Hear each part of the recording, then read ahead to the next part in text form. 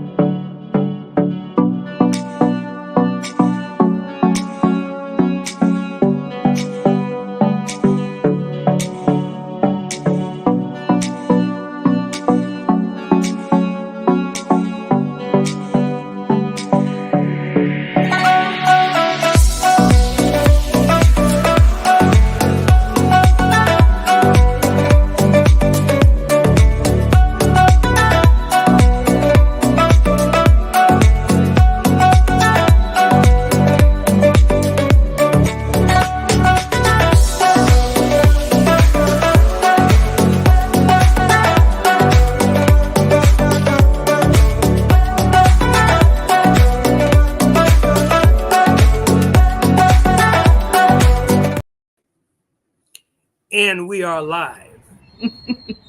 We are live. Happy Thursday, everybody.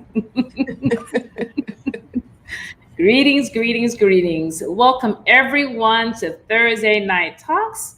I am your sister, Michelle, and just want to thank everybody who tunes in each and every week. Just want to definitely give a shout out to Sister Felicia. Last week we had a phenomenal show. If you had not seen it, this is your opportunity. You know, like I tell you, stroll down our Facebook page. Go back, watch it, rewatch it. Absolutely, our beautiful content, because we have so many beautiful shows just like that one that you can go back at any time and revisit. But besides that, we have a phenomenal show this evening. If you hadn't already checked out the flyer that we had put out, and if you didn't, you need to go back and check it out and send it to a couple of your friends and family members. But before I say anything else, what do I always tell you all? You need to do what? Put it up on the screen, Sister Michelle. That's right. There you go. Sister Kalila got it. Like and share. Subscribe if you're on YouTube, and share if you're on Facebook. Well, you can also share on YouTube as well, so we won't stop you there. But anyway. Like and the new Twitter Twitter one that we are also streaming on live is Twitch. Listen, the Twitch audience, they be like, okay, they be coming through for us. I noticed, I was like, okay, you know, a lot of like they gave us some thumbs up, so I'm loving Twitch. So definitely tune in for Twitch as well. I was gonna say, do like Outcast, share. Me and you, your mama, and your cousins too. Share with everybody. Absolutely. Well, listen, we're not going to belabor the message any further. But again, I just want to welcome everyone in, give everyone a big greeting. Good evening. Assalamu alaikum to our Muslim family. Just really happy that you all will, just coming in and sharing the space with us tonight. So I'm going to pass it over to Sister Kalila, and she'll kind of get us going, and we'll move through the program at this point. All right. Thank you, Sister Michelle. I want to first start off in the most holy name of Allah, always bearing witness that there's no God but Allah, and Muhammad is his messenger. I would like to greet the listening audience and my brothers and sisters in the greeting words of peace in the Arabic language of Assalamu alaikum. Wa alaikum salam. And listen, I don't know what you all are doing or not doing, but whoever is listening, I need you to stop right now. go and it's easy to do. It's just like you go and just click on share, share, share, dot, dot, dot, tag, tag, tag, share, share, share. I Right. mean, it's really so. Look, this when I be doing this, I'll be sharing. I'll be on here We sharing share too. Mm-hmm. because at the end of the day, everything, even though I am the a co-host, I learn so much from the show every time, and I get fed so much knowledge to where who don't want to wake up and just adapt some form of knowledge, wisdom, and understanding to make you a better person. So Right. don't be selfish with the knowledge. Share this knowledge because it's going to be so much information that you're not going to know. You don't know now, but you will soon know after this show. So without further ado, I'm going to pass to our just brother Tony, and we're going to go right Yes, ma'am. into the reason for our show. All right, let's get it on. Let me begin properly in the name of Allah, the Beneficent, the Merciful, the one and true and living God who came in the person of Master Fard Muhammad. I am forever thankful to Almighty God Allah for raising from among us the most honorable Elijah Muhammad, the eternal leader of the nation of Islam, the exalted Christ. And I further bear witness and I'm thankful to Allah for the Honorable Minister Louis Farrakhan, the Messiah of Allah's Christ in our midst. In their divine names, I greet you in peace. Assalamu alaikum. Greetings. Welcome to Thursday Night Talks with the 7th Region Coalition to Help Save Lives. And whatever greeting all of you say to one another, we're greeting you in that greeting as well because we're about unity. Whether we say "sac passe" to our Haitian family, or we could say "buenas noches" to our Spanish-speaking audience. We could also say "peace." We could also say "abaragani." Whatever greeting you say to your people and our people, we greet you in that great greeting right now because it all corresponds to the unity of our people. We are seeking peace. The 7th Region Coalition to Help Save Lives was established by our student regional minister here in the 7th Region of the Nation of Islam. That's right. Student Minister Patrick Muhammad, soon after the criterion message of the Honorable Minister Louis Farrakhan. He instructed our student regional minister to assemble us, to put us together, to do something to warn our people about the COVID-19 vaccine that came out back in 2020. And the minister warned us about its harmful or potential harmful effects. We already know that it's had a detrimental effect among our people. However, we are still assembled and put together to save our people's lives on multiple levels because the inoculation or the vaccine is one thing, but our people are suffering on multiple levels.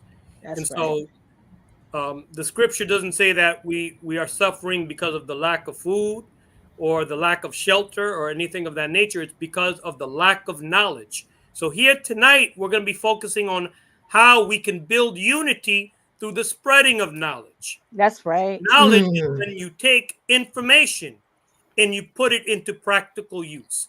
Information, when you put it into application in such a way where you're sharing it, talking about sharing and liking, sharing it with your people with the intent of improving their quality of life. And so tonight's ministry, out of the 9 ministries assembled by the Honorable Minister Louis Farrakhan back in 2005 in the midst of the Millions More movement, tonight we're going to be focusing on the Ministry of Information. And so the Ministry of Information is as follows. The Ministry of Information is a central agency which provides services that include the development of all sources for informing the public of the policies, plans, and strategies necessary for the free flow and accessibility of information essential to an informed and empowered citizenry. This includes collection, research, and dissemination of current events, history, analysis, the publication of books, pamphlets, magazines, and use of the internet and social media. It is also responsible for the development of information systems and networks to secure internal and external communications, media program, development, and management and establishment of an Office of Media Affairs and Press Secretary. And so these ministries set up by the Honorable Minister Louis Farrakhan for us, they're not just for the members of the Nation of Islam who are registered in the Nation of Islam, but they encompass all of our people. And what we are seeking is the unity of our people. That's and so right. So oftentimes what we will do is we will summon in the forces, both internally and we don't even view it as being externally, but yet because they're coming from our people. What we are seeking is unity. And tonight we have 3 panelists, one of them being a registered member of the Nation of Islam, and 2 others that we have a very close affinity towards, who are working towards the same objective, same aim of unifying our people through the dissemination of knowledge. And if I may go ahead and proceed. Yes, sir. Indeed. Yes, indeed. The first brother that I will be introducing, he's Brother Rakim Shabazz, which I've had the honor of building with, because we're talking about building with knowledge. And I was very honored to be on his podcast several years ago. But Brother Rakim Shabazz hails from Durham, North Carolina, and is the executive producer of the Wise the Dome album and the dynamic host of Wise the Dome TV. Renowned for his extensive research in Black history and politics, Shabazz stands as a prominent figure in the exploring and disseminating valuable insights within these domains. And so we look forward to hearing from our brother here tonight and building with him. Absolutely. And I will absolutely bring on a person that I'm not familiar with, but I'm looking forward to getting to know him this evening. It's Minister Paul Scott. Minister Paul Scott, aka affectionately known as the Truth Minister activist, writer, and founder of the Black Messiah movement in Durham, North Carolina. All right. And next we have Brother Abdul Qiyam Muhammad. Brother Abdul Qiyam Muhammad is a citizen of the Nation of Islam under the leadership of the Honorable Minister Louis Farrakhan. He first heard the life-giving teachings of the Most Honorable Elijah Muhammad in 1993 and became a registered member in 1997 at Muhammad Mosque number 45 in Houston, Texas. Brother Abdul Qiyam Muhammad. Praises be to Allah. So let's bring our brothers up. Praises be to Allah. Praises be to Allah. First of all, I want to start off. It's an honor and a privilege to have all this powerful force on this show. Look, hey, don't break my internet. I just don't want y'all to break my internet. Please, just don't. I just don't want y'all to break my internet. Okay, so we just gonna get right into it because, like I said, when power comes, it's force, and when force comes, I'm telling you, we be getting logged out, we get kicked off. So I'm just gonna go right into the first question. This question is going to be for our dear brother Qiyam. What value does the minister place on us using social media to disseminate his message? Yes, assalamu alaikum, family. Walaikum salam. To all of the listeners, and man, I'm happy to see my brother too, Minister Paul Scott. I've been reading his articles for a very long time in the Final Call newspaper. But the minister, first he said we dragged him kicking and screaming, as he said, to modern technology because he was not into the internet nor social media. And back in 2011, when his Twitter account, or now known as X account, was launched, the minister, when he realized that he could utilize this modern technology to spread knowledge, wisdom, and understanding without leaving his home, that attracted him. So he instructed us that we should use social media, number one, for the passing of knowledge. Number two, he said we should use it to build bonds, which is what we're doing right now on the Seventh Coalition, right? That's right. Also, he said that we make social media valid by the way we use it. So we should use it for the elevation of all human beings that are following us on our pages. So the minister is a strong advocate of utilizing modern technology because the Nation of Islam, that's what we are about. It's something in our lesson that is called the lion out of the cage, right? So the minister wants us to utilize platforms that we can to spread knowledge, wisdom, and understanding, but he also wants us to make sure that we're using it properly. Because lastly, at last Savior's Day address, he warned us that the FBI combs our social media. And some of us are being trapped by social media, by the things that we watch and by the things that we're feeding on. So we have to make sure that what we're feeding on offline reflects our feed on social media. And it's righteousness, empowerment, and truth. So the minister loves social media, especially when it's utilized properly. That part right there, that part. Minister Paul Scott, I have a question for you, my brother. Yes, sir. Because you've been in the game for a long time, and it's not a game, but you know we generally call it a game. But we've been in this work for a long time, beloved. What are some of the most important lessons that you could share with us in your experiences in working towards the unity of our people? First, I'd say God evening to the panel. God evening to everybody. It's indeed an honor to be here this evening. And those hip hop references, I hear you, sister.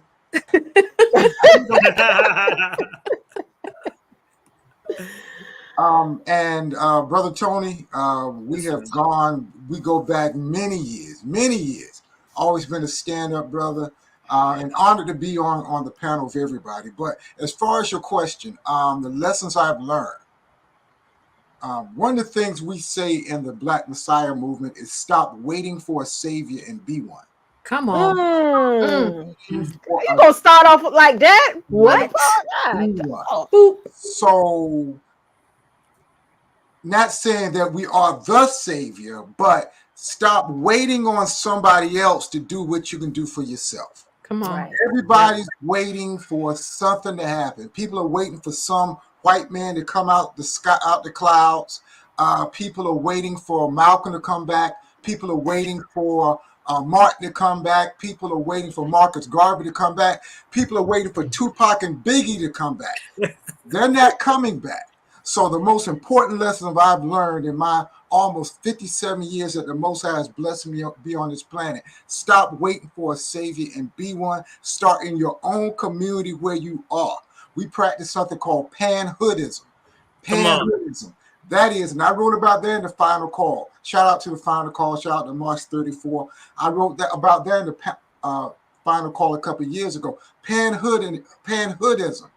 Everybody wants to connect the world, connect Africa, connect the diaspora. The road to connecting all African people starts in your own neighborhood. That's right. Good brothers. Minister Paul Scott, if I could just say this very quickly, my brother, because I want to show how one person affects others.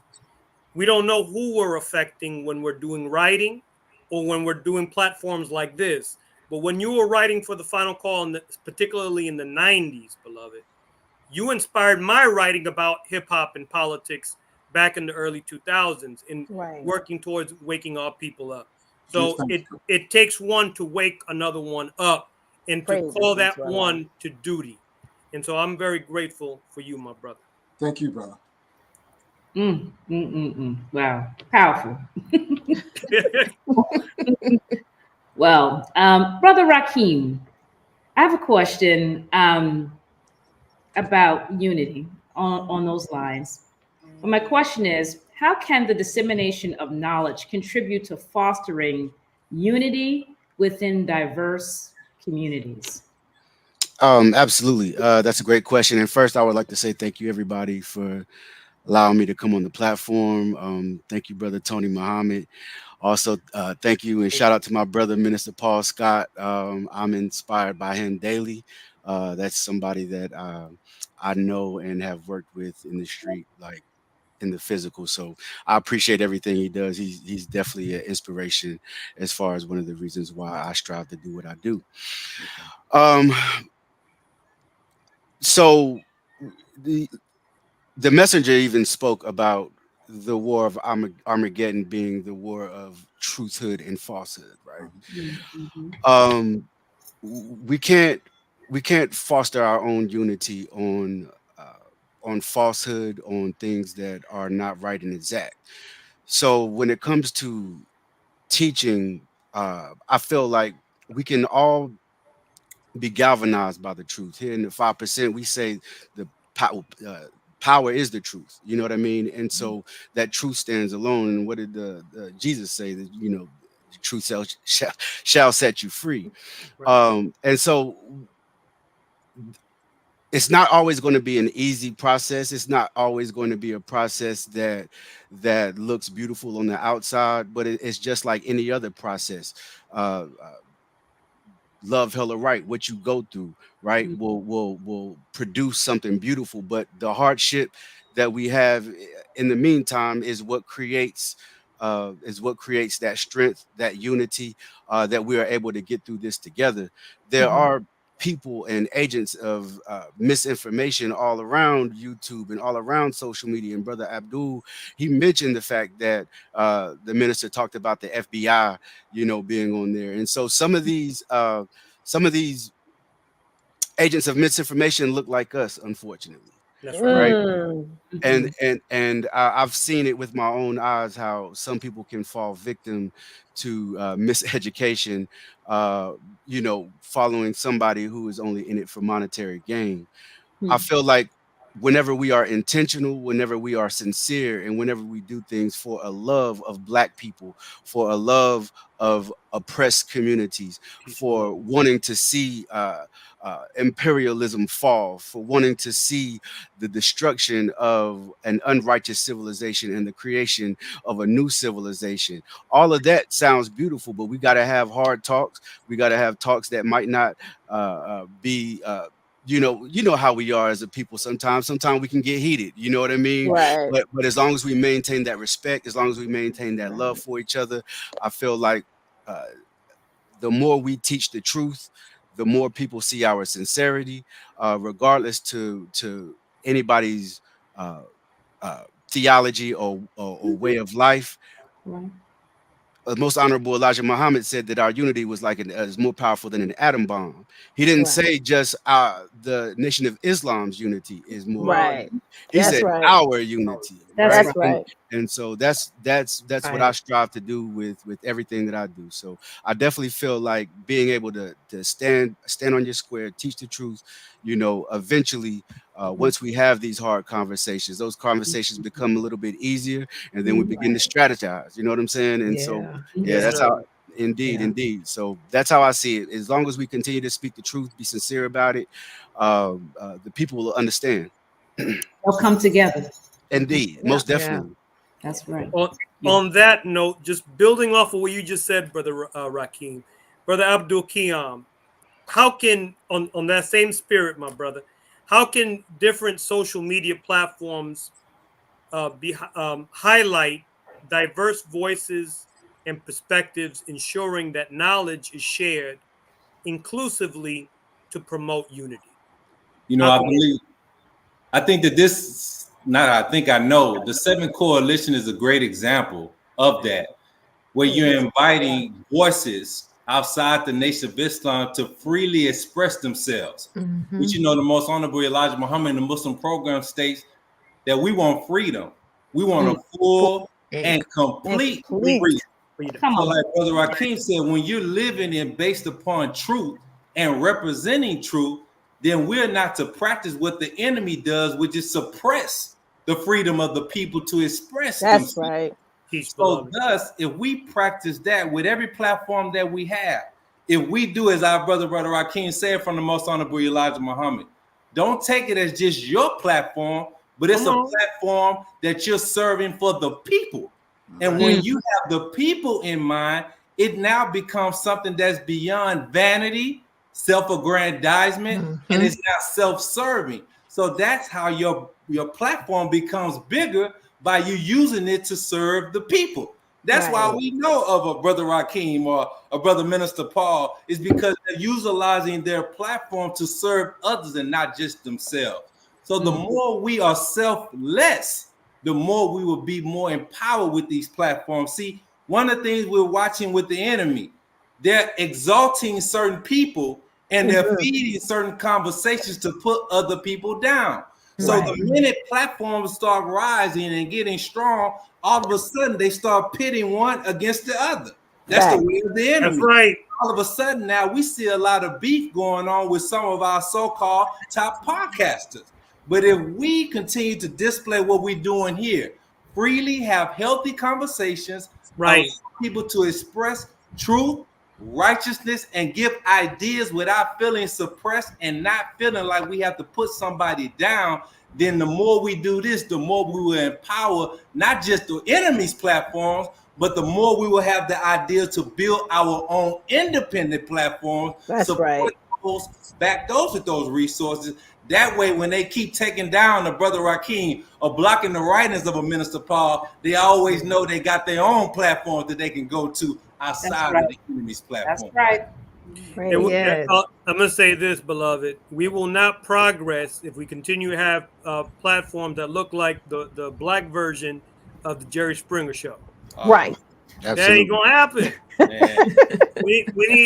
we need to have platforms where we may not agree with everything, but the points that we do agree, we build on those points of agreements, because our people are suffering. And we don't have time to be focusing on our division. We need to be focusing on unity. Absolutely. Exactly. And so this question is for Brother Minister Paul.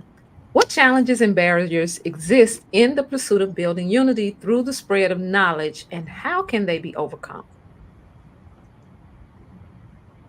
Your scriptures teach us, and we say Yahshua, the Black Revolutionary Messiah, taught us the truth. You will know the truth, and the truth will make you free. Therefore, the people who want us enslaved are going to hide the truth. Right. Another scripture teaches us that my people are destroyed for a lack of knowledge. Those who want our people destroyed are going to hide and destroy knowledge, and most importantly, discourage knowledge. I think Brother Keon mentioned the FBI. One of the goals of COINTELPRO was not only to be mischief makers, not only to plant seeds of distrust, but one of their main goals of COINTELPRO was to discourage our people. Many of our people won't speak the truth because they have been discouraged and beat down. So they're even afraid to open their mouths because of what people might say. But regardless of that, we must overcome that barrier and realize that if you're on a righteous mission, you have to speak the truth regardless of whom or what. That's right. The final call, if I could say. The reason I started writing for the final call, was blessed to write for the final call, was because I was shut out from everywhere. I wrote an article. My first article in the final call was Fear of a Black Jesus. 1999. Everybody else said no. Final call said, come over here, brother. And like I was saying, telling the good brother Aman on a panel, student minister Aman Muhammad of Mosque 34 in Durham, as I was sharing with him at a panel last year. Like the saying goes, when everybody else tried to draw a circle to keep me out, the Nation of Islam, under the Honorable Minister Louis Farrakhan, drew a circle to include me in. Wow. Wow, that's beautiful. Bada bing. Yes, sir. That On part. that note, Brother Rakeem, because knowledge, information, we're talking about education. Mhm. And the Honorable Minister Louis Farrakhan teaches us that our people have to be re-educated. That's Mhm. right.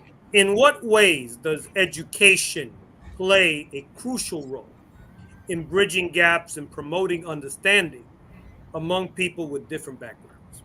Oh, great question, by the way. But knowledge is the foundation of all things in existence. And so, in order to get to that knowledge, we have to show and prove our wisdom, which is our wise words and our ways and actions. And so, it's a marriage between the two in order to get to that understanding. I think when education is what makes a man unfit to be a slave, right? The more it's a reason why during the transatlantic slave trade, laws were enacted to keep us from reading books and to keep us from learning how to write.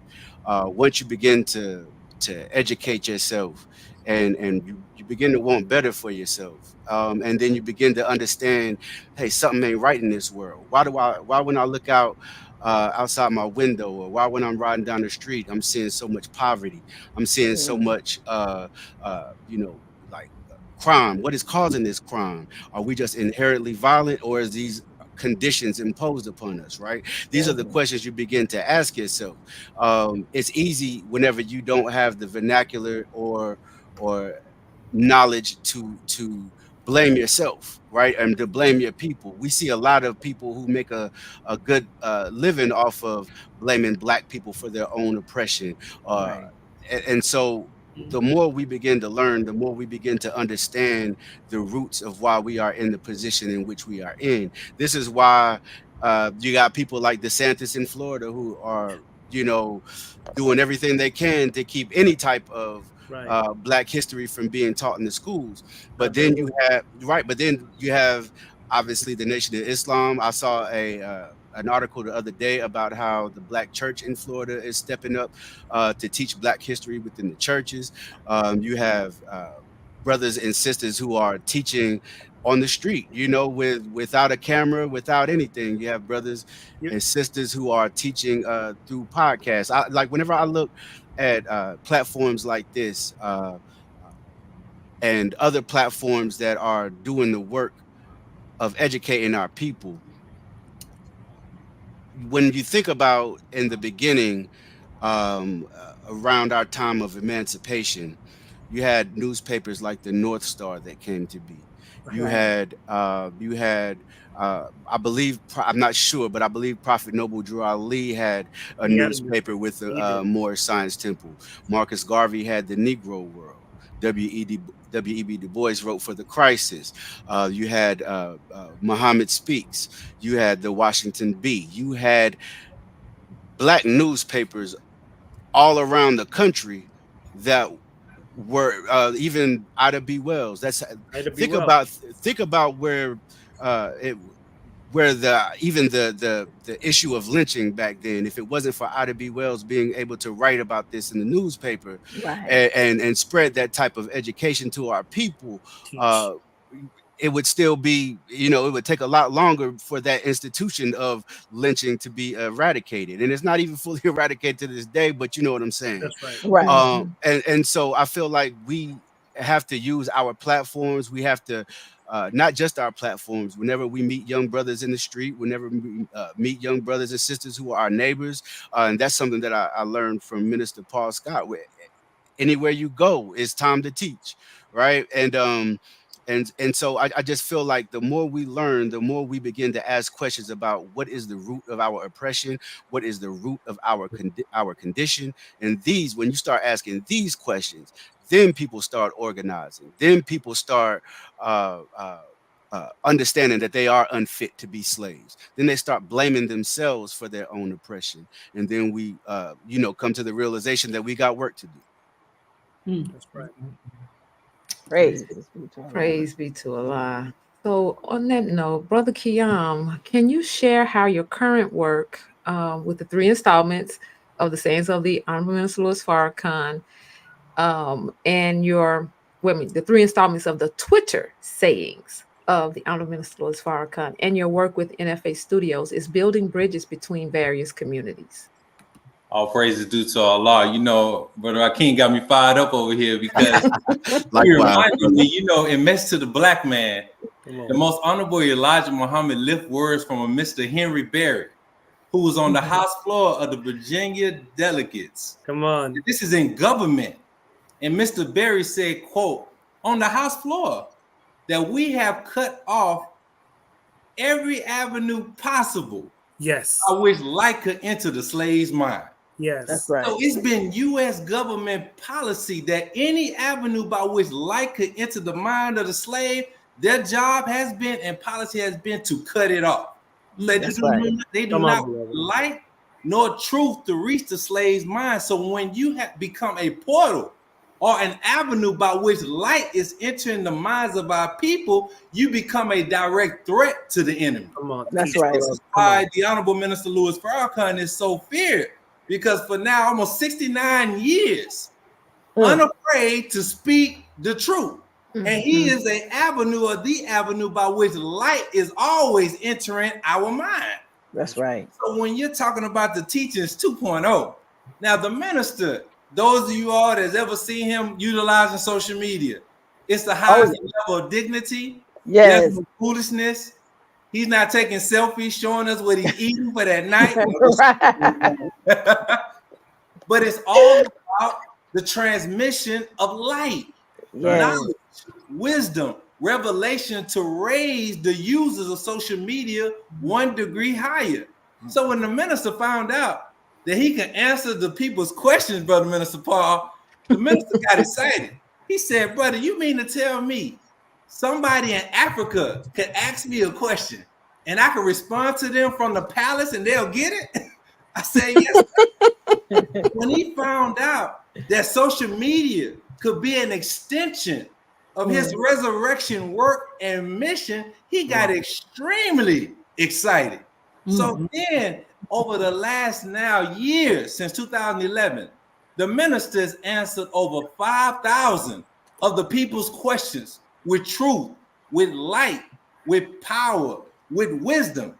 And so the minister understanding, Brother Rakeem, that they're not going to allow this truth to stay on their platforms. Right. He knew that they were going to move to take him down, which they did on Instagram and Facebook, right? Froze his Twitter account for years. Well, he told me in 2012, after the first year of answering questions, he said, brother, you got an encyclopedia on your hands. And I have to tell you, I'm a slow student. Wise teacher is giving you a direct order, but it's couched in a general suggestion. Right. So later on, I said, you know what he said? He said, we need to put this in book form. Right. We worked by the grace of Allah, first with volume 1 in 2014, now 10 years ago. Then 2019, put out volume 2, hundreds of his question and answers. And now of 2023, the minister inspired to release volume 3A and 3B, that now, just as we're talking about, no matter if they take the platforms down, we have all of his question and answers documented on record, and we have enough to put out 10 more books to go in people's libraries. So regardless of what they may do on social media, they cannot stop the avenues of this light going to the people. Last, we found out a brother came to us quickly when the first volume came out, Brother Tony. He came to me teary-eyed at Savior's Day. He said, brother, you all don't know what you have done. You have waged war by making this a small book. And I said, what you? He said, you all should go and look at the protocols of the Zionists, the elders, the Zionist elders. He said in their protocols, they wanted to make sure to encourage Black people not to print small books because it would attract our people to read. So he said this size that the minister said he wanted it to be in was an act of war because we wanted to attract, number one, the young people. That's so right. we've been blessed over the years.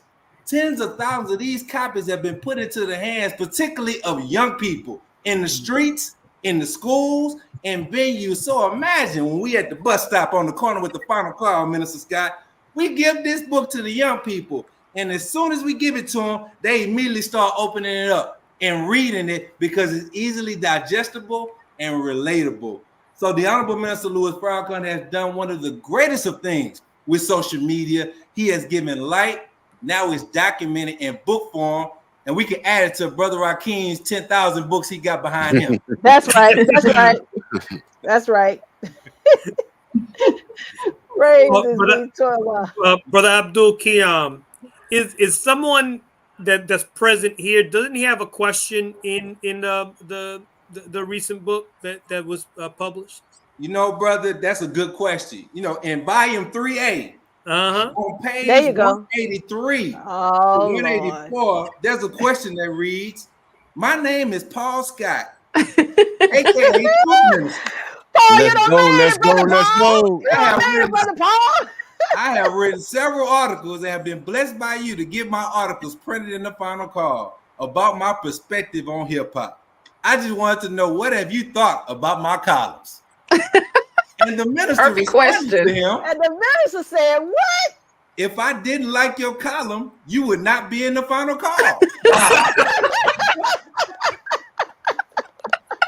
And look at this. The minister continued. He said, "Continue to write, Truth Minister, and continue to be what you refer to yourself as, and I will always appreciate you." Beautiful. All right now. This Q&A from years back is documented in book form 3A. Wow. That's the Praise power. be to Allah." Praise be to Allah. So, brother Scott, now you know you got to get about 12 of them and frizz them. You got to frizz them now. Praise be to Allah. Beautiful question, beautiful answer. Yes, Praise be yes. to Give Allah. thanks. And you know, and just a segue to brother Paul Scott. You know, you have had an extensive history of interaction with the Nation of Islam, you know, spanning from back in 1990 when you wrote the column in the Final Call newspaper on hip hop and Black consciousness. How did your relationship begin, and how did your relationship increase and develop over time with the Final Call newspaper as well as the Nation of Islam? Oh, wow. Excellent question. I've always had a good relationship with March 34, going back till 1991 when I started my activism.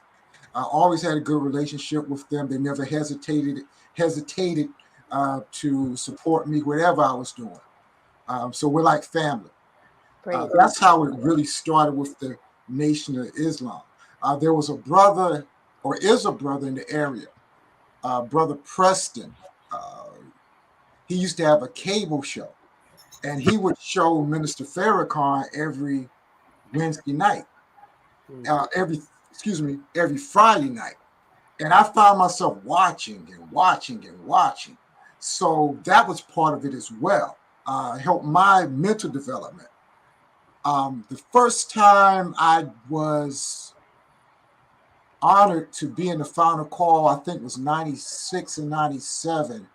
I was involved in trying to get 40-ounce malt liquor off the streets. And I remember the Final Call doing a cover story on 40-ounce malt liquor. So that was my first time in the Final Call, 1996. But other than that, it's just been an ongoing relationship.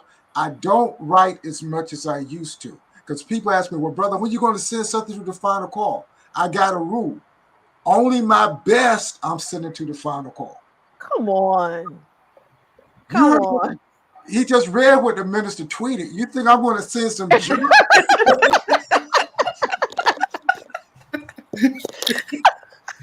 No, I'm only sending my best. So yeah, it's a high standard because of the quality of the final call. Right. The quality of the final call. And when I say the most powerful newspaper in the world, I'm not being biased. It is. Right. So that has been my relationship even up to the last 2 weeks ago. When I had an article published, I was honored to have an article published, The Boys in the Hoodies, how hip hop, how we felt the whole hip hop generation. And that was 2 hours. So that's my history with the final call. Praises be to Allah. Thank you, brother. Yeah, thank you, bro. Wow, beautiful. Wow. You know what? So this next one is going to be for Brother Rakim. From your experience, and we're talking a lot about unity, what do you think are some of the reasons why people would resist uniting? That's a great question. I mean, because they allowed the devil to plant that seed in their mind to where this is a normal behavior. You know, most people that have issues with our unity have been taught an idea that this individualistic mind state, right? Which, in my opinion, is inherently European. Original people, we have always looked at ourselves as a collective. And so, you know, Brother Minister Paul Scott, he spoke about COINTELPRO. Well, that was one of the things that they did, obviously, in COINTELPRO was to plant seeds of misinformation into different organizers' heads and say, hey, that one over there might be working for those people. And then it was so much going on where you didn't know, and people were dying and people were being killed, right? And I think that seed has blossomed to this day to where it's easy to have somebody to come around and tell you that you know, just because this person is might be a black man, but they're from the Caribbean, so I have an issue with them, or like you guys were speaking of earlier before the show, man versus woman. These are the type of things. Right. These things get views, though, right? We have been conditioned to run to the negative. I was thinking to myself the other day, like I was just kind of going through Netflix and I was seeing just going through where the documentary section, and it was so many true crime documentaries about murders and stuff, right? And I was thinking to myself, what would it be like if that was replaced with people doing work, people doing good things, people doing positive things out here in the world? Whenever you look at the local news, you know, what do they say? If it leads, it bleeds, right? Because this is what they are trying to promote. Any type of idea that will cause confusion, anxiety, panic. You know, we suffer from all of these different mental illnesses such as depression, and I'm not going to say that a lot of it isn't chemical, but in a lot of cases, you go to different cultures, they don't even have a word for depression. We live in a sick society that was created by the devil, right? And so regardless, I don't see it as anything out of the ordinary for people living here to be infected with that sickness somewhat. We all have some of it to get up out of us, right? In different shape, form, and fashion. But that's where we come in. That's where we show them that, hey, there's a power in us doing things together. The people that came before us, they were together. Even, you know, I have a thing to where I really dislike when, and they did this a lot in school. Anytime they did teach Black history, they would teach about our people doing things in a vacuum, right? Or in a versus type of thing, right? Where it is Dr. King versus Malcolm, or it's Du Bois versus Booker T. Washington, or it is you know, Richard Wright versus Zora Neale Hurston. Like Right. this is a dichotomy that Europeans are creating, but in actual history, right? A lot of the ideas and things that they were trying to do were more similar than they were different. Right. It even says in the lessons, the devil wants us to think that we are all different. Right. Right. That's right. And so why does he want us to think that we are all different? Right. The same reason, because it makes it easy to use us for a tool and a slave. It makes it That's easy right. to exploit us. It makes it Divide easy and conquer. Absolutely. Right. We know what our unity can do. We know that we could topple this this regime in a night if we were unified, right? But Right. the devil makes money by our division, and we are easily controlled by our division. And so I'm not what's the word I'm looking for? I'm not surprised anytime I see people gravitating towards that. I feel like that's just a reminder that we have a job to do. And that's what part of this teaching is about. Part of our doing our best to educate the people is about, is to let them know that, hey man, you know, it's easier to dislike your it's easy to dislike your brother because of you know, any small differences, right? But whenever we attempt to come together for one common cause and show our social equality, this is when things happen. The rapper J. Rue the Damager once said, like, organization kills more devils than bullets. You know what I'm saying? That's right. Our people organized. Dr. King was in the Southern Christian Leadership Conference. Stokely right. Carmichael Kwame Ture was in SNCC. The Most Honorable Elijah Muhammad, obviously the Nation of Islam. We had CORE. We had MOVE. We had organizations, right? We had And land. yes, and so they want, and so now they don't want that type of organizing anymore. They want us to be lone wolves out here trying to teach the people, lone wolves out here trying to do things for the people, because they fear our organization. They know what happens whenever we organize. The whole world sees what happens whenever we organize. Even here in America, we have so much influence as original people in the wilderness of North America, that people in Africa, people in Asia, people in Latin America, people in the Caribbean are watching what we're doing. Right. And this is written. They'll tell you, you know what I'm saying? So we can't allow it to be seen as if we are organizing to build on freedom, justice, equality for all original people. We have to be shown in a manner where we're being divisive. We have to be shown in a manner where we're not getting along. We have to be shown in a manner where we are, the worst of ourselves has to be highlighted. Right. Because as soon as we begin to organize, things change. And we see what happened in the 60s with Dr. King, with Elijah, with Malcolm, with Kwame Ture. We see the Black Panther Party. We see what happened. Right. We see the influence that they have till this day. Right. People still read their books. People still learn from the information that they shared. People still learn about what it means to organize from these people. And so anytime we can be shown as, hey, you know, that was then, and now we're living on we are to do things as individuals. Our unity does not matter. That's because, hey, they know what happens whenever we do organize. Whenever we do organize, things change. Yes, sir. Brother Rakim, it's a major problem, and it's always suspect when we see people on social media pitting one against the other, and then it causes us to argue with one another. And the more we argue with one another, more of our people are dying in the street, more of our people are suffering, and less work is being done. See, the Honorable Minister Louis Farrakhan has taught us that we are at war, and we must be uprooted into the knowledge of the war in order to know how to participate in the war. And so how do we participate in war?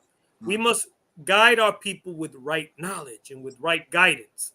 And so, Minister Paul Scott, this following question is for you, beloved brother, because with your work, it has evolved in relation to the spreading of knowledge and the re-educating of our people, because that work should never end. Very recently, you have been committed yourself to gathering books that are centered on Black history and Black consciousness, and you commit yourself to passing them out to the general public. You literally go out into the street and do this. You've joined the FOI. Well, what the FOI do with the final call, you go on, you do it with all these Black history books, which when I see them on social media, I get excited because I have over half of them. But you have gained followers who are aiding you in this cause. Can you share how this movement began and how you have been able to touch lives through this activity? Well, I've been giving out books in the community, been blessed to be giving out books in the community for about 20 years. Wow. 20 years. Because my thing is, if you want to stop the violence in the community, if you want to stop the destruction of the community, one thing everybody can do is pick one block and be responsible for that one block, whether it's going there once a week, once a month, once every couple of months, but be consistent on that one block, get to know the people on the block. So I would pass out books to the people in the community as they walk by. Nothing fancy, no building, just out there on the corner. As people walk by, I would just ask them, did they want a book? So a year and a half ago, I said that my grandson was being born. I was blessed with my daughter was pregnant with my first grandson. At that moment, I said, it's not enough to do it once a week. I got to do it at least 6 days a week, sometimes 7 days a week. So for the past year and a half, I've been out there a year, 6 to 7 days a week, switch neighborhoods because the neighborhood I was in once a week had begun to become gentrified. So this particular neighborhood I moved to or took the work to, it had some challenges with shootings. And one day, my daughter and my grandson came by us down the street where some shootings had happened. And I said, okay, let me post up primarily right here where these shootings happened. So we started something called Bull City Griot. They called Durham the Bull City. And we called that Durham's first free Black bookstore. Because I was influenced by a bookstore in Durham called the No Bookstore. That was, a lot of us in Durham, we got our knowledge from the No Bookstore. So my dream was, suppose I can just give those classic books away for free. So people like Rakim and others in the community started donating books. So I just put a backpack on, walk through the hood, and as I encounter people, pass out books. But last October, 90 days ago, today, I said it's not enough to just pass out the books. The youth said, well, Brother Paul, we need to organize. We need some organization. So I said, let's start something called the Black Hoodie Brigade. No leader, nothing like that. Just people spreading knowledge. I said, throw on a black hoodie. If you don't have any African beads, I'll give you beads, and let's teach the truth to our people. So that's what we just recently started, which I wrote about in the last article in the final call, the Black Hoodie Brigade, and teaching that knowledge is a weapon. And we have to use that weapon against our oppressor. Absolutely. Absolutely. Well, all right. I like that. All right. Praises be to Allah. Brother Rakim, your podcast. First of all, I love the name, by the way. Thank you. Rise of the Dome. Rise the Dome TV. Yes, ma'am. Come on. Featuring different members of the Black conscious community, providing valuable information to our people. From your experience, how has it been serving this, community as it relates to building unity amongst us?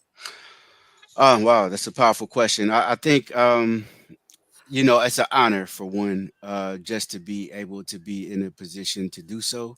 Yeah. I think it's kind of even uh, lit a new fire and a new purpose. Not just, you know, necessarily on the podcast itself, but in general about the liberation of my people. Right. Yes, Um, sir. you know, to wake up sometimes and to get emails from people all over the world about how, you know, an episode that they watched really affected them and made them want to start their journey of knowledge itself.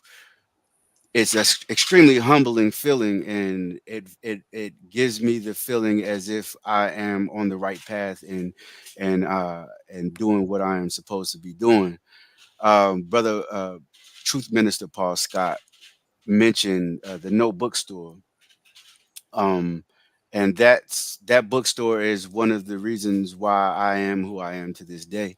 Mm. Before I started going, I was somewhat going down the wrong path, and just like many of our teenagers do, you know, because in a lot of cases there's not a lot of options out here for, or you're not aware of other options, uh, uh, and another idea of a new way of living. This is why what Minister Paul Scott does is extremely important, because he's boots on the ground and he's actually showing them. But I mentioned that bookstore because I don't know where I would be mentally if I didn't start going and hearing those lectures from some of the greats like Minister Paul Scott. I tell you, like anybody from, you know, Dr. Ben and everybody was coming through there, and I would just hang out there and the owner Bruce he didn't mind. Us hanging out and just even if I didn't have any money at the time, right? Just looking at the books and reading them while I'm in there and talking to him. But it was a great experience for me, a life changing experience for me. And then so what made me create the podcast was not just because of I like to talk about our history, which I do. I think our history is fascinating.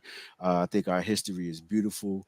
The good parts, the ugly parts, like it's all us. We endured a lot, and we are in the most resilient people in the world. That's right. Uh, but also, as you mentioned, Brother Tony Muhammad, we can look on social media and see people who thrive by setting fires between different groups of people. Right. And It's so, true. as a 5%er, I was tired of seeing that because I have friends that are in the Nation of Islam. I have friends that are in pretty much every organization that you can think of that are doing good works for our people. Yes, sir. And I always appreciated the different angles of the square that everybody came from. And so I wanted to have a platform that was for all of us, right? I wanted to have a platform that was, because think about it, you know, I may have someone from another organization on, and it affects somebody deeply and makes them want to look into that organization and makes them want to, you know, possibly study, take this certain path of study. I may have somebody from the Nation of Islam on, and this and somebody who has never heard certain teachings. It may hit them in their heart, and they're like, yo, I gotta find the brothers and sisters locally where I'm from, right? Anything that I can do to help somebody in their journey, in their path of knowledge itself, is what I want to do. I don't yeah, I don't look at us as separate in our mission. Right. Do you want the freedom, justice, and equality of original people and oppressed people all over the world? If the answer is yes, then we have the same mission, That's right. right? Why? There are always going to be conversations and debates about the methods that we use to get that, right? And I get that. And sometimes those debates might be needed as long as they are respectful, as long as they are coming from a place of respect and knowledge, right? Because we do want you to know what you're talking about. Right. That's right. But I feel like it's important for people to see a platform that has people of all walks of life who have different expertise in different things, who look like them, who want the best for their people, who are organizing, who are doing things for the betterment of their community and their people. And you can come to Wiser Dome TV, and it's all in one place. And so I feel like it was just something that to be honest with you, I was nervous in the beginning, but something told me to do it, and my earth was like, nah, you already bought the mic, just do it. And that's right. That's right. Why? Something to do it. Something we know it is. And so she encouraged me to do it, and since I've done it, it's definitely been I've met so many great people that I didn't know before. I've built so many relationships with people that I didn't have before, and that's been the best part. I mean, I do love the conversation. I do love the the sharing of information between two people, but the building of relationships has been the most rewarding part. So I'm definitely thankful. It's been a fun journey, and I plan to keep going. Well, may Allah continue to bless you with all of your splendid endeavors on your podcast, and Allah continue to bless you with your whole studio, brother. Thank you. I appreciate it. Praises be to Allah. On that note, I'm going to go to Brother Abdul Qiyam Muhammad. With all the knowledge that's available out there, my brother, what do you think has to happen for us to finally unite? The minister was asked a similar question on social media. He said, unfortunately, it's going to take chastisement. That's going to get together. When we talk about in the scripture, as the most honorable Elijah Muhammad has taught us about the dry bones in the valley. That's right. But they heard the word, and the word just made the bones rattle, shake a little bit, move.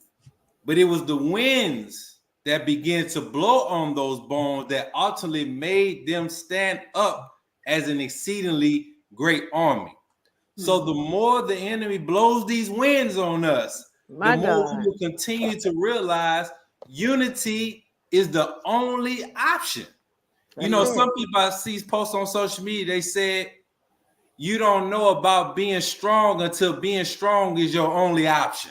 That's right. But we're at the point now as a people, as the minister's been warning for decades, we're in the fall and the collapse of white supremacy. We're in the fall of Satan's world, and it's creating unusual pressure on all of us. And we're finding that we need one another more than ever right now. Right. Physically, mentally, spiritually, we need one another. So the minister has let us know that as things get tighter and these fiery serpents that the most honorable Elijah Muhammad teaches us is angry white people, the more they bite on us, the more we are going to unify. But I will say this too. I want to just share this. Once we was at the table of the Honorable Minister Louis Farrakhan in a strategy meeting, and we was talking about planning and moving out on things and ideas, and somebody, Minister Paul Scott, said, Brother Minister, we seem to come to your table all the time with ideas, strategies, unity. He said, not just in the nation, but all of us. We do a lot of talking, but most of the things we say and we're going to do, it falls through the cracks. He said, why is that, Brother Minister? The minister said, well, something is coming that's going to make you get tired of letting things fall through the cracks. My God. Years ago. So now we can see things are happening that's making us say, no, We got to quit talking ideas. We got to get it done. Mhm. We got to quit yapping and just planning without executing. Right. But I have to tell you all, Brother Rakeem, when the minister said something is coming that's going to make you stop letting things fall through the crack, my mind said, I don't want that kind of help. I'm good. There'll be some heat that's going to be put on us. Right, I think right now we're realizing that some heat is being put on us and we're being helped to unify. And that's what the young brothers in the streets, when we go out, they're just looking to see unity and strength of black men. And we have this rule on the corner, Brother Minister Scott. If a young brother or sister, or anybody, but young people in particular, if they walk by us within earshot, we do not allow them to pass by us without giving them a word. We have found some of the young soldiers in the streets, if they get a little past us and we got to run them down, some of them said, I just wanted to see if you was going to talk to me. Wow. They waiting on us because they know we have the truth. So the winds are blowing in the streets. So those of us that have knowledge, we got to go from the podcast to the pavement and the word to the people. But the winds are blowing. And soon this exceedingly great army is going to stand up. But we don't have to wait for the whipping, Brother Tony. We can go ahead and do some work right now. And Absolutely. That's why we're here right now. Right. And that beautiful segment of closing the gap, right? We have the book and we also have a podcast, and we need to actually go out in the streets and also close that gap. So praise be to Allah. A weighted word or a painful whooping, he say. Come on now, y'all know y'all grew up in that grandmother said a hard head make a what? Soft behind. Like Brother Nuri said, that from the book of Big Mama. Volume 2. Praise be to Allah. Oh, Sister Michelle. Oh, can you hear us, Sister Michelle? I can hear you. Okay. Yeah, I just you know what happens when we talk about all this unity stuff. I told you. Look. Down goes Michelle. Down goes Michelle. Stop asking so much. They don't want to make it happen. So someone can jump in for me, that I appreciate it. Absolutely. Okay. Well, I can jump in for you, Sister Michelle. This is actually for Minister Scott. We use the term knowledge is power, and unity is the key. How can we as people tie in both of those phrases together to form a bond that's unbreakable? And I think Brother Abdul, he said it correctly. He said that we have to connect that head with the body. What we're trying to do with the Black Hoodie Brigade is to connect the street soldiers with the warrior scholars. Trying to bring those together and let them know that we have a common enemy and a common goal. Because our goal is not to have a leader, but it's based on the theory that if you raise the consciousness of the people will organize themselves. Our goal in the Black Hoodie Brigade is just to raise the consciousness. Kwame Ture taught us that. Kwame Ture said the goal of the conscious is to make the unconscious conscious. Not only that, he also said in the same speech, he said the goal of the conscious is to make the people conscious of their unconscious behavior. Because a lot of young people are just out here doing stuff. Right. No rhyme, no reason. They're just out here doing stuff. No rhyme and no reason. No rhyme and reason. Right, that's right. Speaking of rhyme and reason, even when it comes to hip hop, we have not connected the dots. We have not connected the dots from the activists to the rappers from a historical basis. Right. Now, back in, hip hop's my passion. So back in the day, There was some connection in the late 80s. They would sample Minister Farrakhan. They would sample Sister Eva Muhammad. They would sample Dr. Khalid Muhammad and others. But as far as really getting that history and bringing those two forces together, the enemy is so wickedly wise, he's prevented that from happening. Right. So much so, as I mentioned in my last article, people never even mentioned the Most Honorable Elijah Muhammad in the formation of hip hop. Right. Even within hip hop, he's only mentioned randomly. I can only think about the message to the black man being shown in one video. Rakeem, correct me if there's another, because me and Rakeem, we go back and forth on the hip hop thing. Yep. I think Just Ice welfare recipient was the only video I can think of, and I know it was my first time seeing it. Message to the black man was in that video. Yes. So that goes back to connecting the dots. And once we connect those dots and we connect that head to that body, connect the street soldiers with the warrior scholars, nothing can stop us. That's our mission. Absolutely. Praises be Yeah, to God. wow. Give thanks. So this question is for Brother Kiyam. The Twitter army is definitely a force to be reckoned with, right?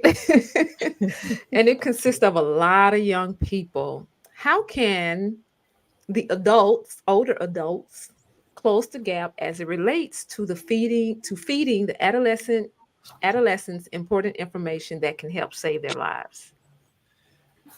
First I have to thank, the Honorable Minister Louis Farrakhan, because again, the Twitter army was raised out of him properly utilizing social media. Leading up to the Time and What Must Be Done series, the greatest online series has ever been done. 58 broadcasts, 2013 to 2014. The minister said he wanted the young people first in the Nation of Islam to get online every broadcast and to spread knowledge, no foolishness, no filth, but just spread the word from every single broadcast. And imagine the effect of the minister. Young people every Saturday night at 6 o'clock Central Standard Time, when they could have been doing anything else, even all the way in Africa, the UK, young people online spreading the knowledge from every single broadcast every single week, and was getting it trending in the top 10. Out of 85% of his broadcast was trending nationally and even internationally because of the young people. So the minister is the example that also, I want to share this. The minister has beautifully learned from the young people. Again, he didn't know anything about social media. So during his time of being on the Time of What Must Be Done, he would consult with his grandchildren, great-grandchildren. He would meet questions. So I think also the adults, we could also benefit even more by realizing that our young people have very powerful minds and they have something to teach us and bring to us to help us to learn how to utilize these better. Now, of course, we know that there's certain things of wisdom, knowledge, guidance, and as Brother Rakeem said, it's things of our history that we have to teach our young people to properly guide them in this time. At the same time, the minister said that this generation is born for the Messiah. And the Messiah is not some milquetoast weak person. Otherwise, they would not have put Messiah in the COINTELPRO papers. Come on, because they knew that there was a power behind the word and the example of the Messiah. So if this generation is born for the Messiah, then they have messianic powers that are dormant in them streets that we have to activate. So in our mosques, in our churches, in our organization, we have to also give our young people opportunities to show forth their giftedness and their greatness and their God powers. And the more we do that, the more I believe that we'll find that we will close this gap. Because I've seen many of us, as the minister teaches in closing this point, most of us fear what we don't understand. Yes, and sometimes when we see our young people on these devices and they're doing all kinds of things, we're very quick to criticize because we fear what we don't understand, instead of just humbling ourselves and asking them, can you show me how to do that? You know what? I got this broadcast platform. Look at how these 13-year-olds and 14-year-olds are building up their platforms. Oh my Well, they may not be putting out the right thing, but if they get with the right person with the right knowledge, he can help change their messaging, and then they could teach us how to take our podcasting platform to the other level. So that's the beauty of the minister. He gave the young people purpose in the nation, around the country, around the world, and this is why young people are the main ones that are flocking to the Teachers 2.0. Because some person said, a young sister, she said, I like the way the minister teaches and answers questions. She said, he doesn't tell me what to do. He invites me to it. But when we're dealing with our young people, we have to have the spirit of invitation to this word and not beat them over the head with the mantle, but let them know that this is your time to run your race, and we can learn something from you. You can learn something from us, and we have to be organized and unified together. Praises be to. It's so funny that you mentioned that. My daughter, she you know, I'm a hustler, right? So you know, I have my little 9 to 5. You already know. And it's so funny because now my 10-year-old, she has this little bead line. And so I was like, you know what, well, Camalia, you know, you got to promote it, you got to, you know, do this. So she was like, okay, well, I'm gonna, you know, come up with this. I said, okay.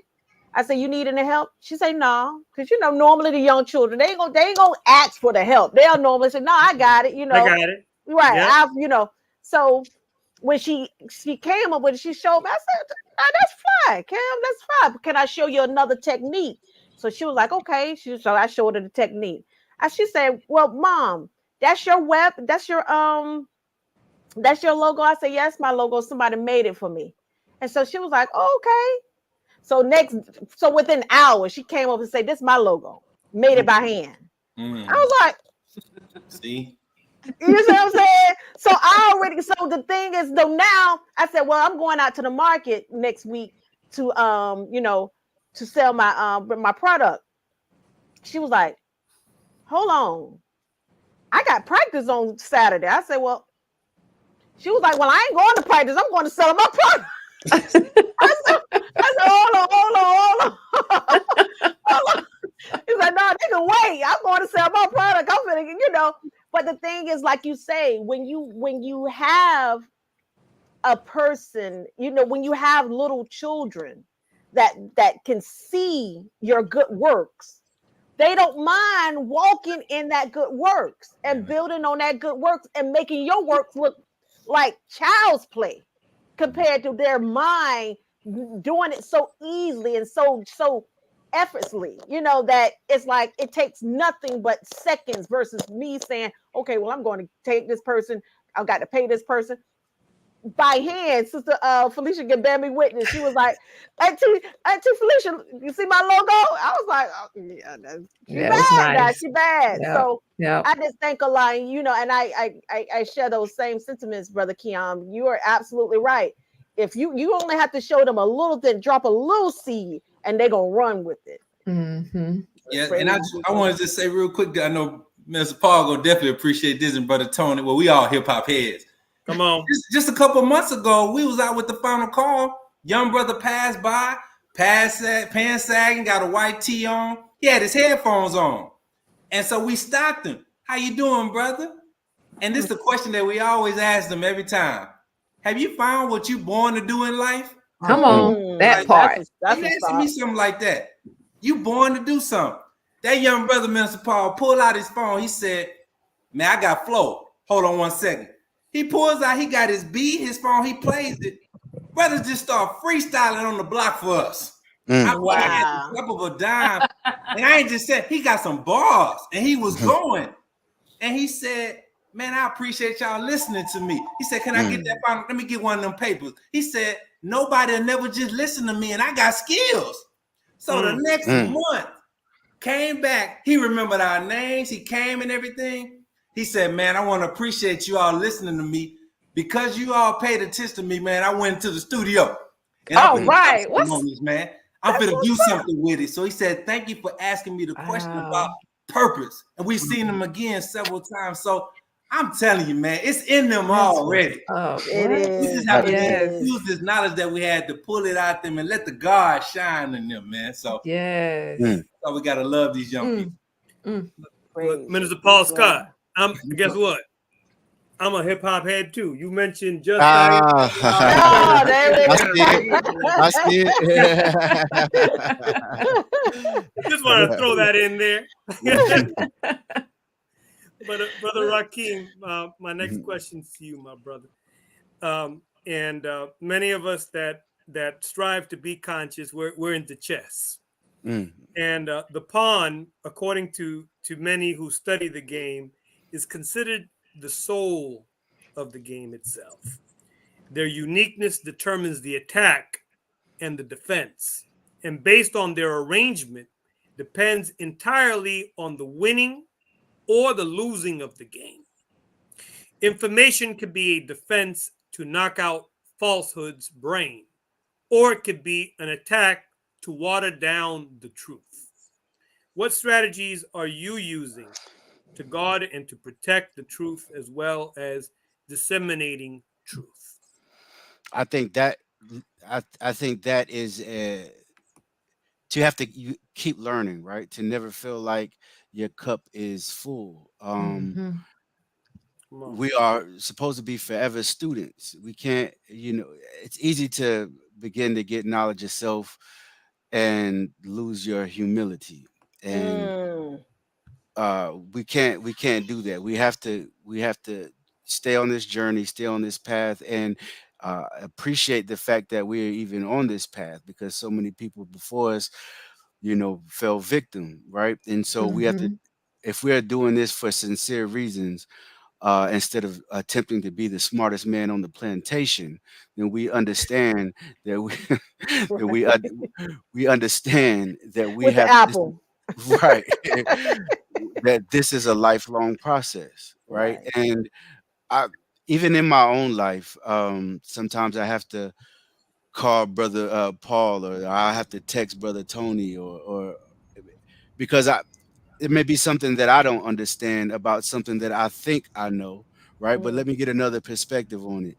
I'm forever a student. I don't ever want to come across as being seen as someone who is arrogant with his knowledge. Don't get me wrong.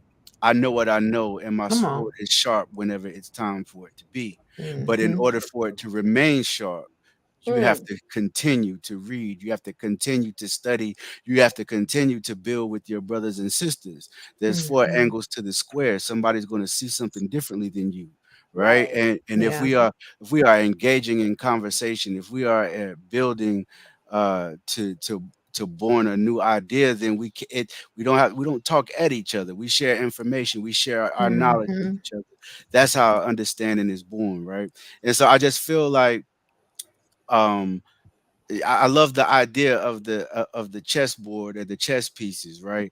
And then I remember hearing somebody talk about one time that, you know don't be the pawn, don't be the king, transcend the chessboard, right? Because who's Mhm. controlling those pieces? Right. And so we have to continue to elevate by by and don't get me wrong, also too, I must say this: it's not all about just how many books you can read either. Talk to your elders, talk to the people that have been Right. living, talk to the people that have been organizing, talk to the people that have been through something, right? There's a Mhm. wealth of information, and while they're still living, most of them, all you have to do is ask. They'll be happy to tell you their story, Right. Right. right? And so, knowledge comes from all different forms, all different fashions. I just think we have to always look, listen, observe, and respect, right? The respect is the key part of this journey.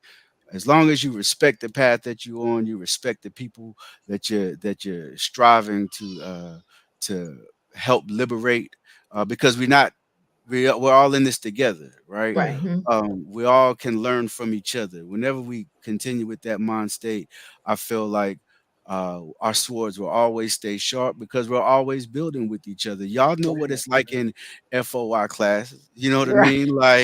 Like information um information can be a tool either used to liberate or it can be used to oppress. Right. And so we have to continue to use our knowledge of self to liberate. We have to continue to use our knowledge of self to bring us together, but always stay learning. I think that's extremely important. That's why what Truth Minister Paul Scott does in the street is so valuable. And I strive to, donate as many books to the mission as I can because uh, all it takes is one book to change your life. That's right. For me it was the autobiography of Malcolm X. I read that, my mind was blown. I was never the same after that, even though it was certain parts in my life where I may have gotten off track, right? Yes, sir. That Mhm. that changed the trajectory of where I was going. And I bring up Malcolm to say this. Malcolm talked about um, how he could just sit and read books all day, right, for the rest Mhm. of his life. There's nothing better than a good library, right? We see how we see when Master Farad made the most honorable Elijah Muhammad read 104 books. Mhm. Marcus Garvey was raiding his father's library as a youngin. The ability and the want to continue to further your education is extremely important in that process. I read now land the plane here, but I read a article a few years ago that talked about even people with education, even people that have gone to graduated college, many of them don't read another book for the rest of their lives, That's right. Right. right? So it's not a it's a thing that that goes across class. It goes across race. It goes across gender. This is something that is being created in America, where we have to, in order for them to do the nefarious things that they do, they have to do it to a dumbed down population. And Mm. so once we understand that, we got to stay sharp, and we got to keep our brothers and sisters around us sharp by having those conversations, challenging ideas respectfully. Although fire is okay, a righteous fire is all right. You know what I mean? As long as, like I said, we maintain that respect and appreciation for each other. But we must always have those conversations and open dialogues with each other. We must continue to read, continue to learn, continue to talk to our elders, and That's right. that way we'll always be sharp, man. We'll always be That's sharp. right. Brother Rakim, if I could add to what you just said, because I almost commented with a funny gift, like how I usually do on Facebook, with a statement that you made about you were critical of the teaching of, we're taught that we're kings and queens or whatever. That teaching served a purpose for a time. Mm, Right. However, you talk about transcending the chessboard. Beloved, if we had the proper view of one another, we would be transcending the chessboard collectively Right. mm, overnight. mm, Right. Because see, you put this in the same Facebook post, my brother. If we study each other based on who we truly are, the Hmm. agriculturalist, the engineer, the, Mm. the those who build civilizations, we realize that we are truly all gods. That's mm. right. But when we Absolutely. have the improper view of one another, now we're viewing each other on this Mm, hierarchy or whatnot, which is the mindset of our enemy. There will always absolutely. be some on the top, some on the bottom. And it's like, and that's not how we should be transcending. We are the circle Mm, of the gods. That is absolutely. the mindset that we should be putting on. And that's how we should be serving our people, with that kind of mindset, not looking down on our people, but Right. always working to build them up with the knowledge that we have. Absolutely, brother Tony. And just to say this, it's we all are valuable in what we bring and what we offer and what we bring to the table in this fight for our freedom, justice, and equality. Some people may be great at one thing that I'm terrible at, but that's where we all come together. And you mentioned if we are the pieces on the chessboard, We know that there's naturally a hierarchy within the pieces on the chessboard, but we looked at each other as God, right? We are all the supreme being, and we all have one objective. Then there's no longer any individual pieces. All the pieces on the board become one. They're all moving parts, brother. Absolutely. Praise be to Allah. And you know, the beautiful thing about our minister, you know, when he saw that we did not know how to act as it relates to our titles, he removed the titles and he added student in front of them. It became a humble approach, because just because you are the sister captain or the brother captain or the brother secretary, you are a student first. And that humility brought attention to, now you think because you are this title, what does that title represent? First of all, I have to know who I am in order to represent any title. And that comes from being a student. So I thank Allah for the Honorable Minister Louis Farrakhan. Yeah, Sister Kalila, it puts us in the right frame of mind to want to do Yes. things the right way, the way that we're being taught by him. Because he wants us to administer justice. He wants us to administer everything that is right among our people. Right. Praise be to Allah. So this question is for everyone that's on the panel. Hey, everybody. Everybody. Okay. And I'm going to actually start with you, Brother Paul. What do you think Black people have made in progress towards unity? What do you think that Black people have made any progress towards unity? If so, explain. I think there have been several instances in our history where we collectively have done things. If you look back at the Honorable Marcus Garvey, organized on the high end 11 million people. If you look at what the most Honorable Elijah Muhammad did, inspiring all kinds of formations. If you look at Noble Drew Ali, if you look at other great leaders who have tried to organize, Kwame Ture said his thing was to organize all African people. So I think we have made great strides. You know, you can look at the Million Man March. You can look at us coming together after a tragedy. But the sad thing is, many times we'll come together after a Mike Brown or Trayvon Martin. Yes, sir. Or Sister Taylor or Sandra Bland. We'll come together for a minute. And then the enemy is so wise, he knows how to separate us. And sometimes our own egos will separate us.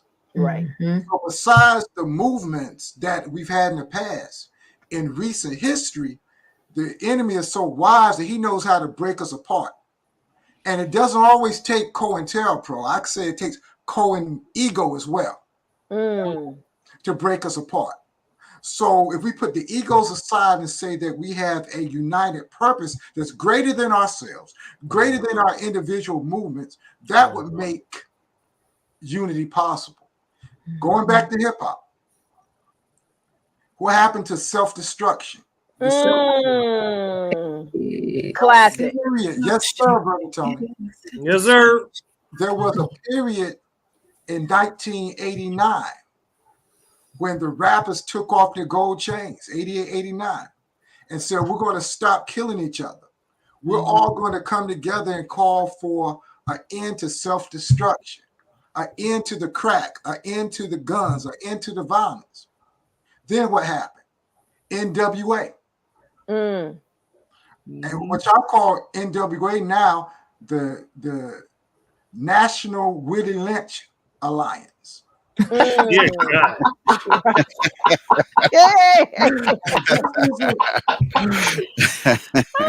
This isn't anything that I'm making up. If you look at the old Vibe magazines, their stated purpose from their handlers. I'm not even going to put it on them. Their handlers. Handlers. Let's talk about the handlers. Gary Heller, their handlers.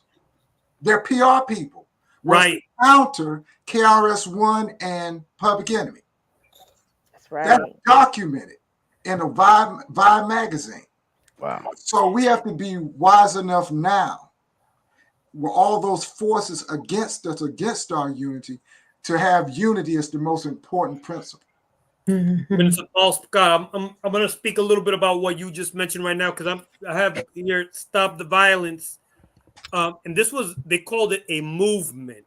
Do you know that certain rappers specifically were told to stay away from KRS-One and to stay away from this the formation of this music video?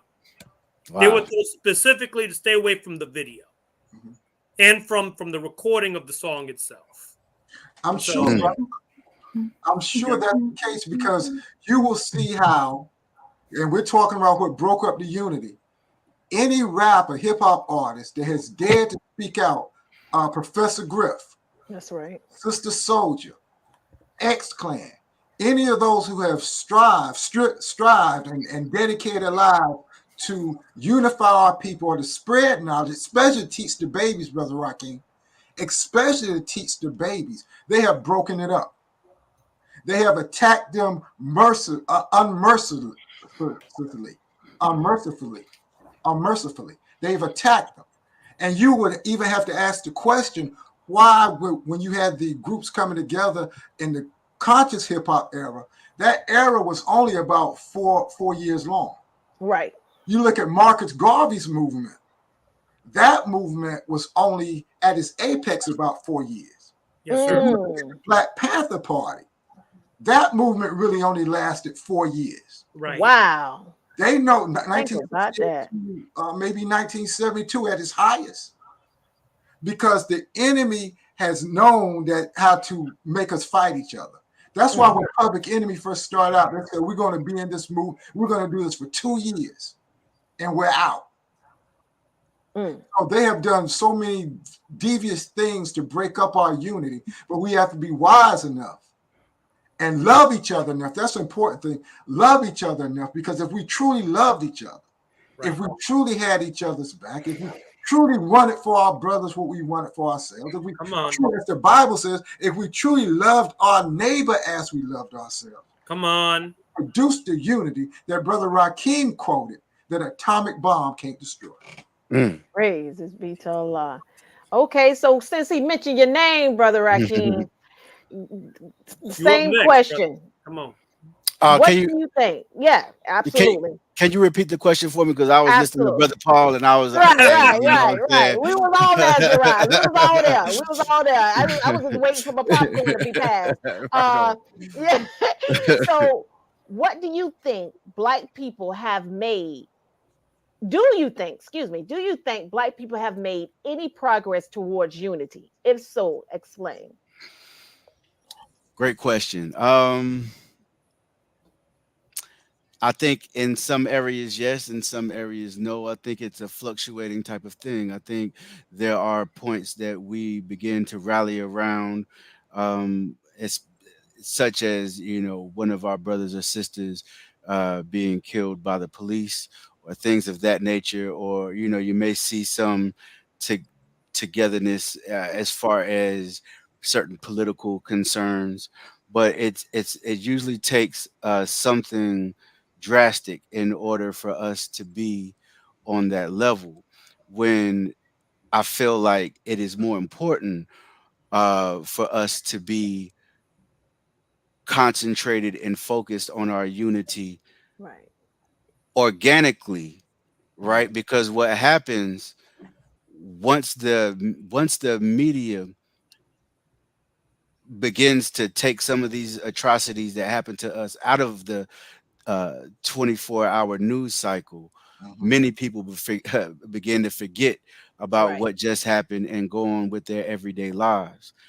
when we look at the formation of the Nation of Islam, when we look at the formation of the Five Percenters, when we look at the formation of the Black Panther Party, and we look at the formation of the UNIA, and these are movements that were created organically due to the fact that they were created organically, meaning it didn't necessarily take one single atrocity for these groups to be created, for these organizations to be created.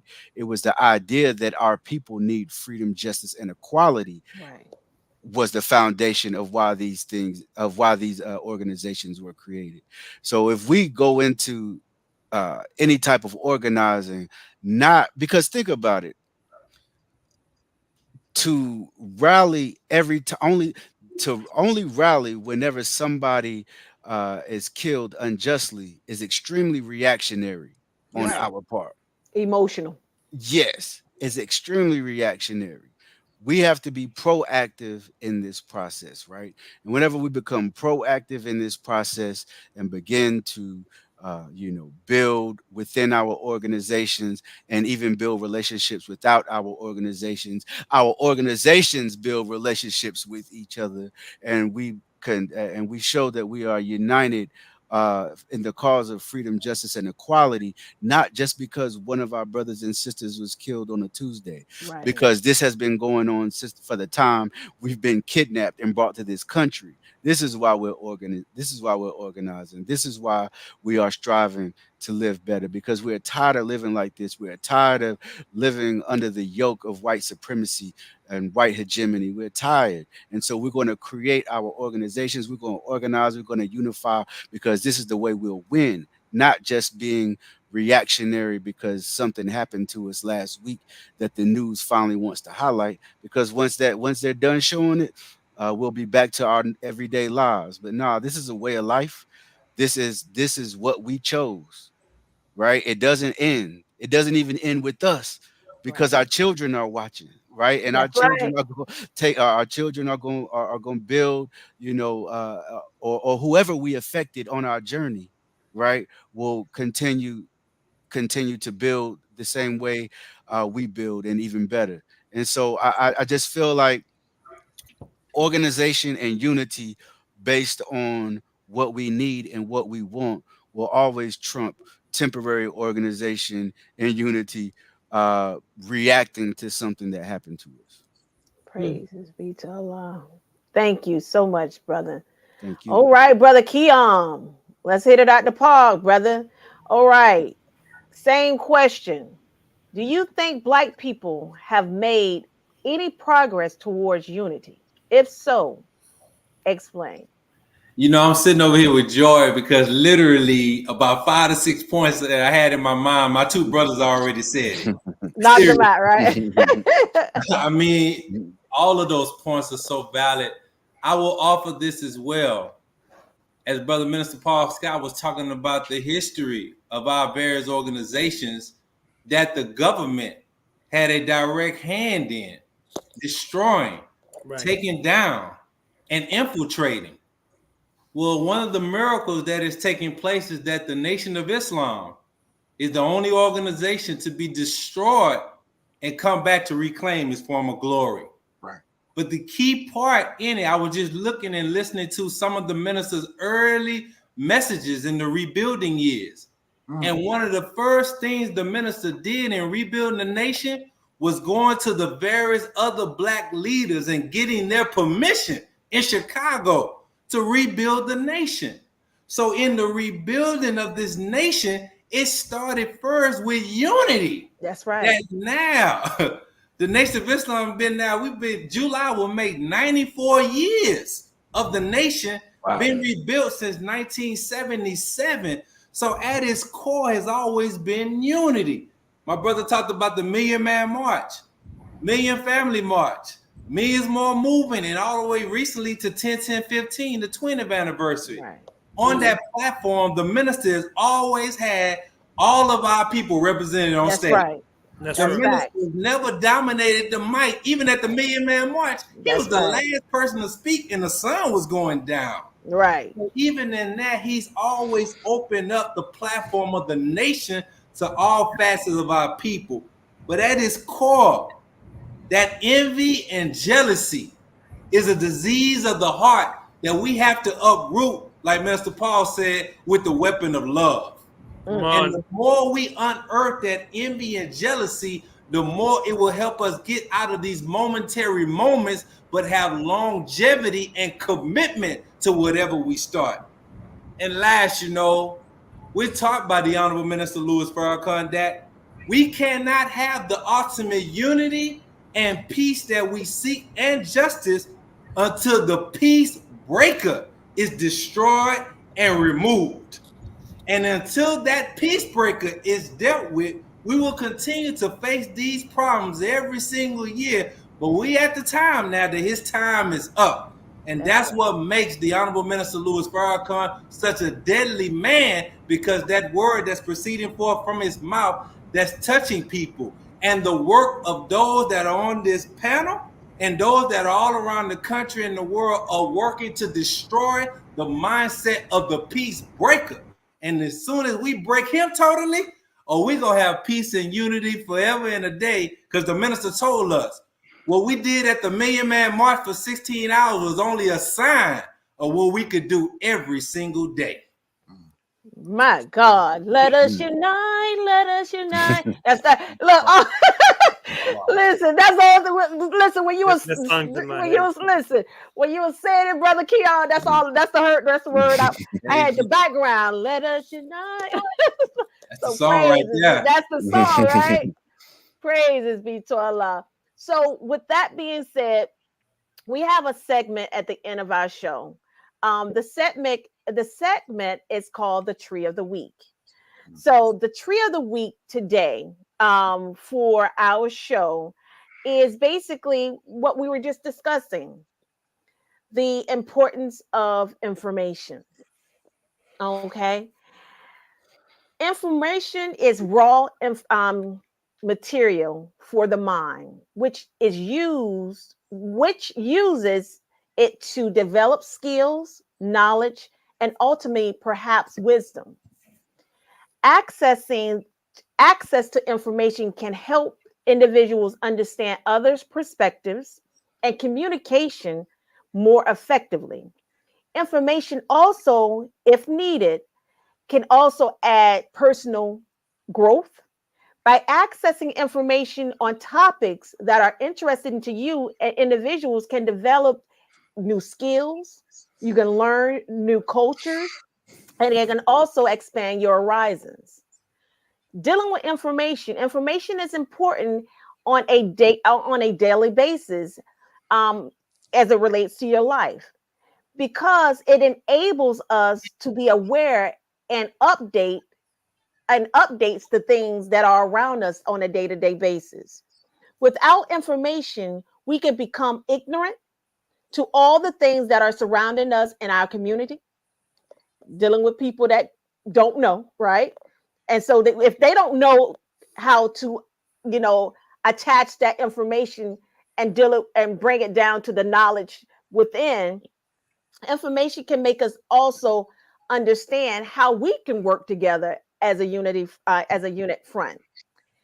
If you control information, you can control the people.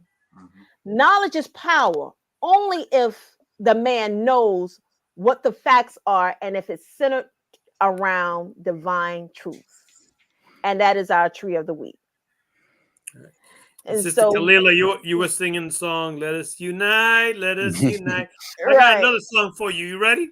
Oh boy. Let us support. Let us support. Let us support, right? Having these kind of platforms, right? Right. Absolutely. We have that. Let us support. Let us support.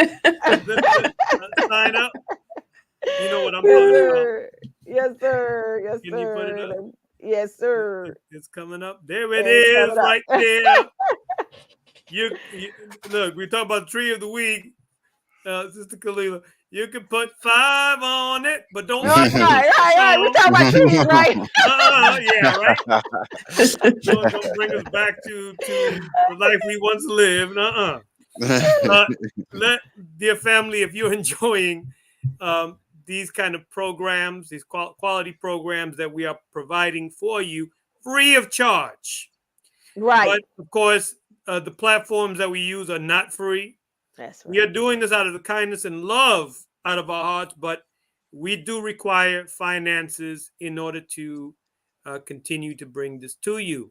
And so we would very humbly and very thankfully plead with you if you could donate whatever you can to the cause. It doesn't have to be a whole lot, but if you do send a whole lot, we're not going to stop it.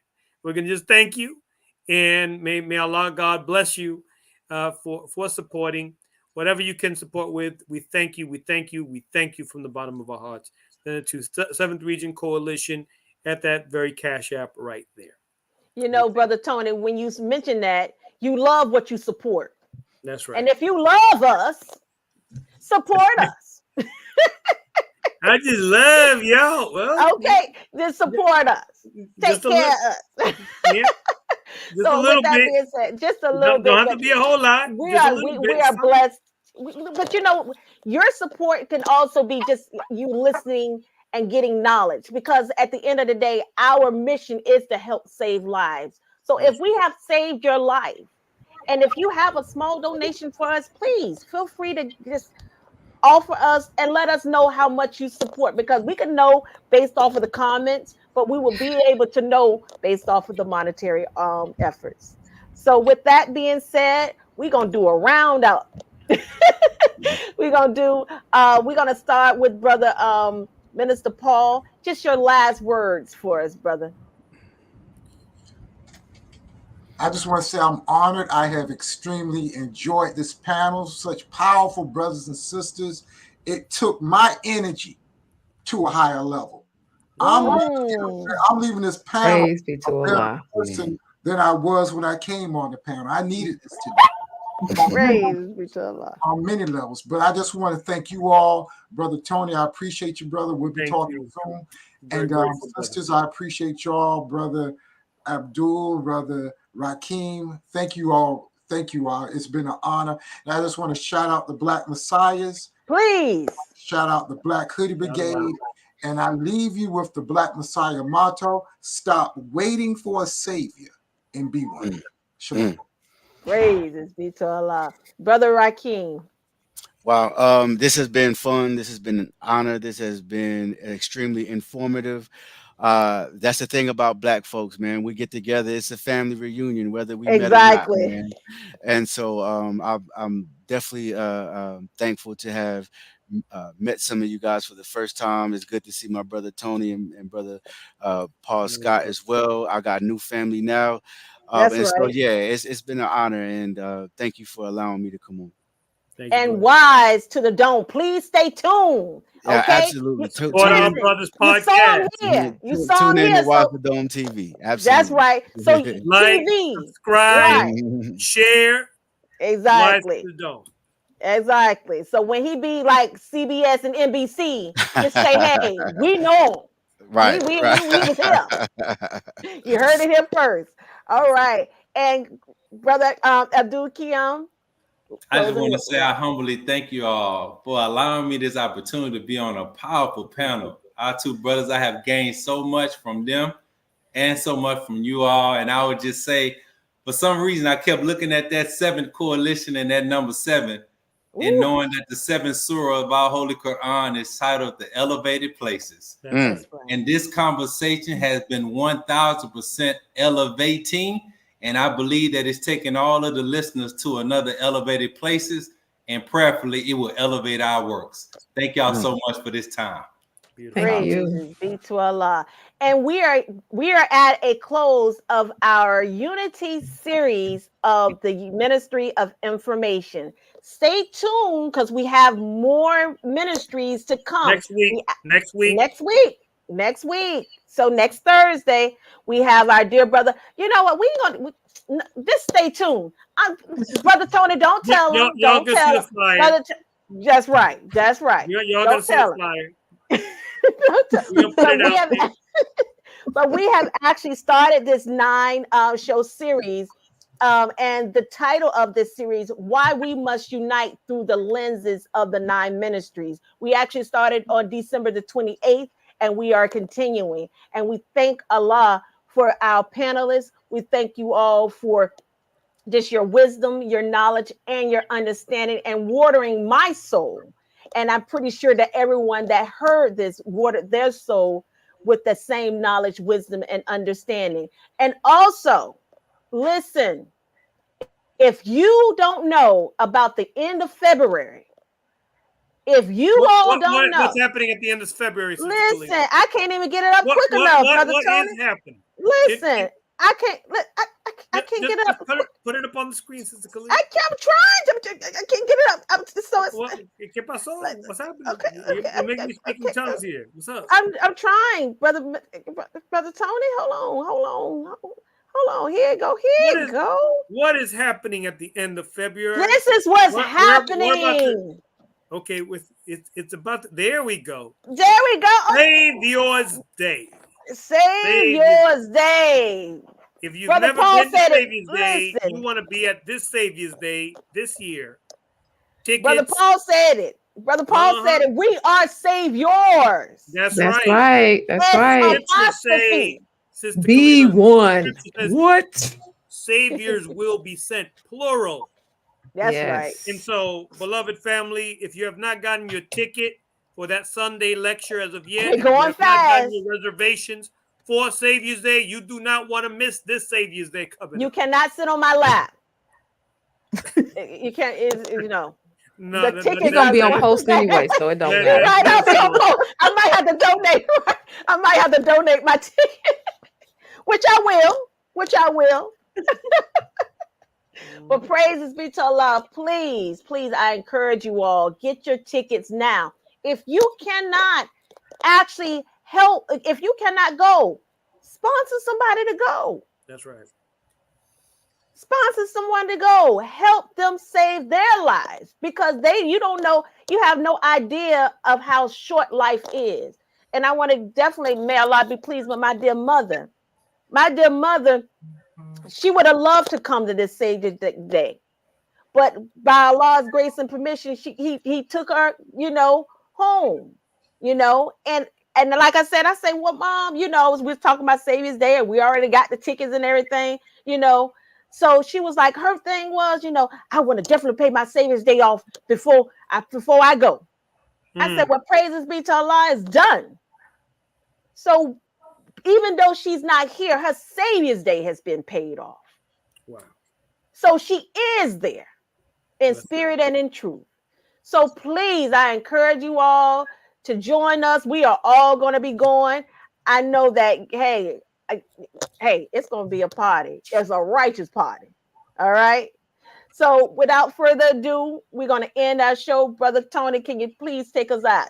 We thank you for joining us, dear family. We thank the panelists for joining us tonight. We are the 7th Region Coalition, and we are into saving lives. Tune in next week as we will be focusing. Our focus, Sister Kalila, is actually going to be Haiti.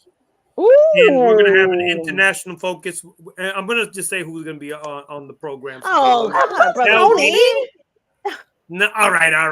We're going to be... You'll see, all of you will see the flyer. Tune into that.